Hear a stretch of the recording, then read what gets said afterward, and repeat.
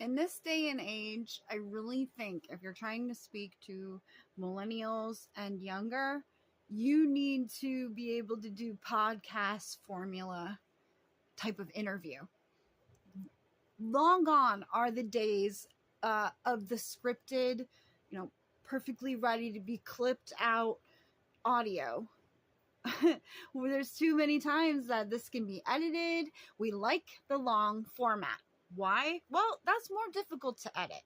You can do that, and people will not watch the whole entire broadcast, but it's available for them to watch. So they could if they want to, and then it's up to us to take a clip that might be out of context from somebody that's trying to say something that is controversial, or have a candidate say something that's controversial.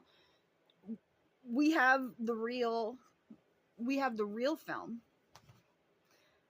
It's no longer the news people hanging on to this footage, the uncut footage, because with live format, like the live streaming, there is no uncut footage. I mean, people will have, private streams and stuff like that, but you're going to sit there and you're going to listen to the whole entire thing if you're a millennial and below. And you know what? I think that there's plenty of boomers that are doing this too. I don't know about Gen X. What are you doing, Gen X? We could use more of you.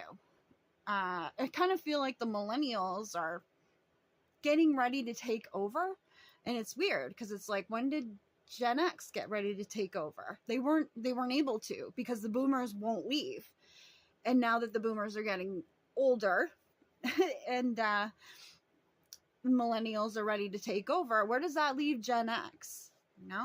Kind of sort of something to think about. We need balance. We don't want to be all millennials, just like we don't want to be all boomers. So it is good though. We're gonna have some fresh faces, and I think that the future of MAGA is looking really good. I mean, we got JD Vance. He's gonna be on the ticket, right? Because he's vice president, or at least vice presidential candidate if Trump doesn't win. Whew, nobody wants to think about that, do they? Because I don't. Oh my goodness. Nope. Okay, so we got JD Vance. He's so good at debate. I mean, that man has it down to an art. Not only is he good at remembering things, coming up with things, being articulate on the fly, but he has a way of delivering it where it's like, how do you attack it? He wasn't sexist when he said it. He has those big blue eyes, and he just seems like he's a very sincere person.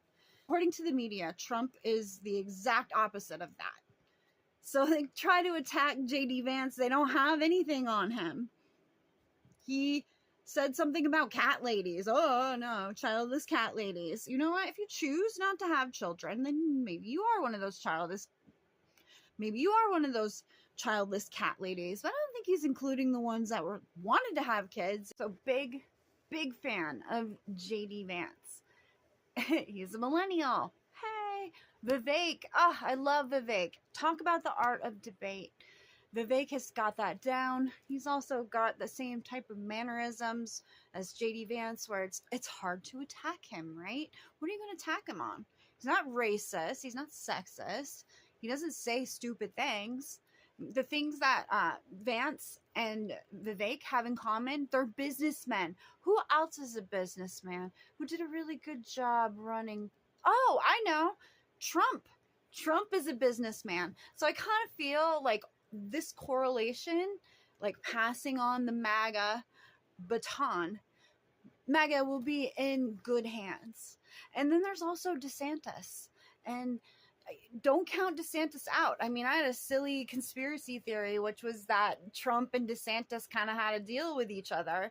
I just couldn't think of anything else as to why Ron DeSantis was tanking his campaign. Because I love Ron DeSantis, but he was acting special on the spectrum. Not the best speaker, not the most charismatic. But that's okay. Is he competent? Really, that's all I care about. Florida. Is he competent? Sure seems like it. He's articulate. He's very smart. And he's got a lot of experience. So don't count DeSantis out just because he had a crash and burn campaign in 2024. 2028, maybe things will be different. So who do I have? I have Vance, right? JD Vance. We've got Vivek Ramaswamy. And we've got Ron DeSantis. There's some great options right there, guys. I'm pretty excited. Now, I know I said before that Gen X doesn't really seem to be present or making a mark. Oh, hold on a second. I'm not giving credit to super important Gen Xer. Elon Musk. I mean, he's not a politician, but he's sure getting involved with politics now. So I gave a shout out to Elon Musk. He is Gen X. And I think he's representing very well. So we got Thomas Massey and we've got Elon Musk. Am I missing anybody else? Kamala's 59. What is that? Is that Gen X? Is she on the cusp of Gen X and Boomer? I'm not really sure. Maybe somebody can tell me in the comments. But if that's the case, then actually Gen X is very well represented, just not in a intellectual or any sort of character type of way. Just the main candidate besides Donald Trump would be a Gen Xer. It just surprises me because obviously she's got like boomers on her staff, people that think, well, it's not just boomers, right? Because she's got to have some youngins too in order for her to be put on the, what is it called? Call Her Daddy podcast, which I've never seen before. I've never heard until Kamala was on it. And I really wouldn't watch something like that. It's like a women's sex podcast. No, thank you. I'm not the audience for that. And it's interesting because you would think that Kamala would be looking at people like me, a more conservative girl, or somebody that doesn't really identify as Republican or Democrat. I mean, silly, because I'm never going to vote for Kamala ever in my life. I'm pretty sure I'm never going to vote for another Democrat ever. I'm just curious, like, who is she reaching out to try to get votes from? She's already got vote blues no matter whose. And Trump too, like, he's going on podcasts, and I love that because that's so now, that's so young.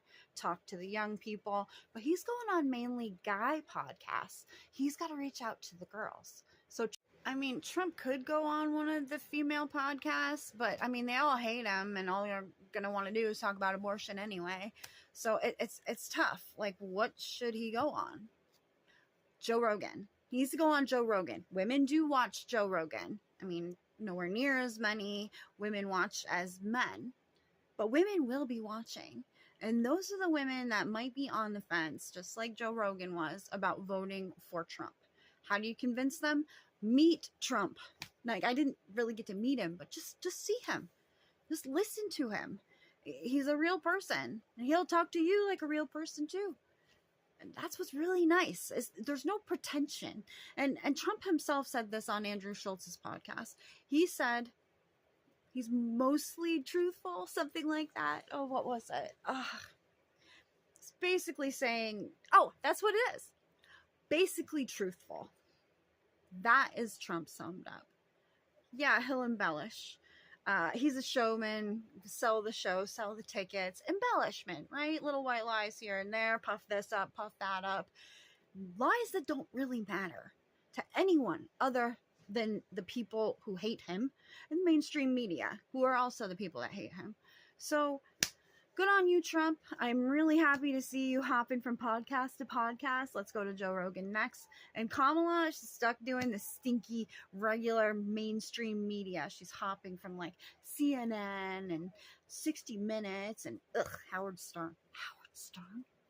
I remember when Howard Stern had like naked stripper ladies shooting ping pong balls out there. Hoo-haws. I don't even know. It was terrible. My brother was a really big fan of Howard Stern, and I wanted nothing to do with that podcast. Nasty, nasty. But anyway, I guess he's establishment now because Kamala was on there and she didn't really say anything of value.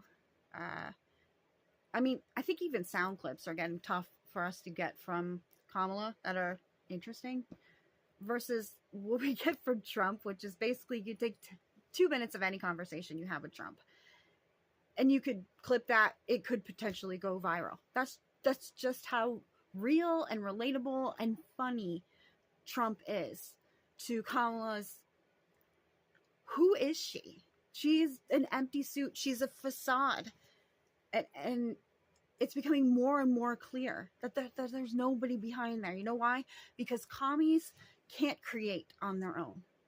They can only take and then essentially modify into their image. That's why Disney sucks now and Marvel sucks now as the commies took over, and they had to stamp like a woke message into every movie, like old school Christian movies in the 90s are like really heavy handed with the God and Jesus stuff, and that's what woke is now.